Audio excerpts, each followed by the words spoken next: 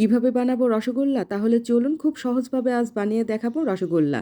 রসগোল্লা বানাতে প্রথমেই আমি এখানে ১.৫ লিটার দুধের ছানা কেটে নিয়েছি। আমরা কমবেশি সবাই জানি ছানা কিভাবে কাটতে হয়, তাই আর এই ভিডিওতে দেখালাম না। এখানে ১.৫ লিটার দুধের ছানা হয়েছে প্রায় ১ কাপের মতো। ছানাটার মধ্যে একটুও যেন এক্সট্রা পানি না থাকে, এভাবে ঝরিয়ে নিতে হবে পানিটা। এই যে দেখুন শুকনা শুকনা হয়েছে। ছানাটার দলা ভেঙে একটু ঝরঝরি করে নিচ্ছি। এখন এখানে দিয়ে নিচ্ছি ১ চা চামচ সুজি, হাফ চা চামচ চিনি, হাফ চা চামচ কর্নফ্লাওয়ার এবং ২ আঙ্গুলের মাঝে যতটুকু ওঠে ততটুকু নিচ্ছি বেকিং পাউডার।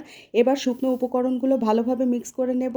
তারপর শুধু ছানাটা হালকা হাতে ১ থেকে ২ মিনিট মথে নেব। হাতের তালুর নিচের এই ২ সাইড দিয়ে হালকা করে মথতে হবে। বেশি জোরে জোরে মথা যাবে না, ভিডিওতে দেখে নিশ্চয়ই বুঝতে পারছেন। এখন এতে শুকনো উপকরণগুলো অ্যাড করে নেব আর খুব ভালোভাবে মথে নেব।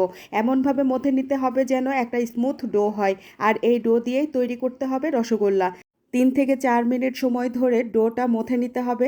মথে নেওয়া হয়ে গিয়েছে। এবার আমি এই ডো থেকে ছোট ছোট লেচি কেটে নিচ্ছি। এখানে আমার ৮টা মিষ্টি হবে। এখন এই লেচিগুলো থেকে একটা একটা করে নিয়ে রসগোল্লার মতো সমান সাইজে গোল গোল করে পাকিয়ে নিতে হবে। সুন্দর করে পাকিয়ে নিতে হবে যেন গায়ের মধ্যে কোনো ফাটা দাগ যেন না থাকে। এই যে দেখুন আমি সবগুলো বানিয়ে নিচ্ছি একইভাবে। দেখুন একটারও দাগ দেখা যাচ্ছে না, কিন্তু বানানোর সময় ফেটে গেলে মনে করবেন আপনাদের ডো পারফেক্ট হয়নি। তখন আবার একটু মথে নেবেন, তবে খেয়াল রাখবেন বেশি মথে আবার এর তেল বের করে ফেলবেন না। তখন কিন্তু মিষ্টি হতে চাইবে না, শক্ত হয়ে যাবে। মিষ্টি বানানো যদিও খুবই ট্রিকি একটা বিষয়, তবে একবারে বানাতে না পারলে বারবার বানালে পারফেক্ট হবেই। তো আমার সবগুলো বানানো শেষ। এবার মিষ্টিটা জাল করার পালা। একটি পাত্রে ১ কাপ পরিমাণ চিনি দিয়ে নিচ্ছি, সাথে দিয়ে নিচ্ছি ৪ কাপ পানি আর ২টা ছোট এলাচ। এখন পানি, চিনি, এলাচ একসাথে নিয়ে চুলায় জাল করে নেব। চুলার জাল ধরিয়ে দিয়েছে। যখন একটা বলক উঠে আসবে তখন ২-১ ফোঁটা লেবুর রস দিয়ে নিচ্ছি।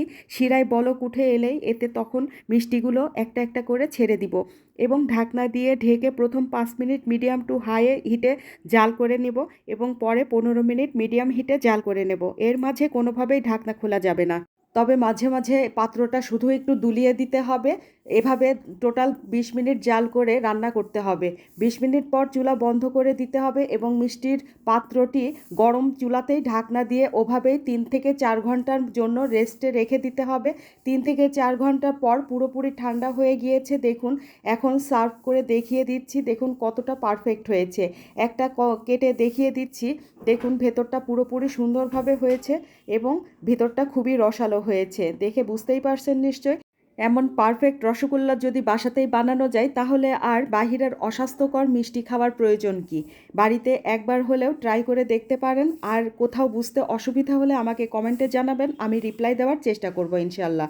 আমার আজকের রেসিপি আশা করি ভালো লেগেছে, আর ভালো লাগলে অবশ্যই লাইক, কমেন্ট এবং শেয়ার দিতে ভুলবেন না। আজ বিদায় নিচ্ছি। অনেক বেশি ভালো থাকবেন সবাই। আল্লাহ হাফেজ।